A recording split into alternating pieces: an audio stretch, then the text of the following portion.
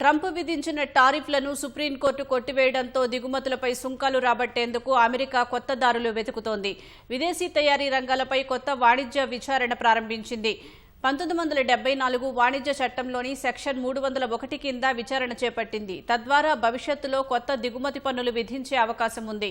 సుంకాలు విధించిన సమయంలో అమెరికా అనేక దేశాలతో వాణిజ్య ఒప్పందాలు చేసుకుంది. ఇప్పుడు కొత్తగా విధించే దిగుమతి పన్నులు ఆ ఒప్పందాలపై ఎలాంటి ప్రభావం చూపుతాయో స్పష్టత రావాల్సి ఉంది. విదేశీ కంపెనీలు తమ ప్రభుత్వాల ద్వారా పొందే రాయితీలు, ప్రోత్సాహకాలపై అమెరికా విచారణ జరుపుతోంది. ఈ జాబితాలో భారత్, చైనా, యూరోపియన్ యూనియన్ వంటి అనేక దేశాలు ఉన్నాయి. సుప్రీంకోర్టు తీర్పు తర్వాత 1974 వాణిజ్య చట్టంలోని సెక్షన్ 122 కింద విదేశీ వస్తువులపై విధించిన 10% సుంకాలు జూలై 24తో ముగుస్తాయి.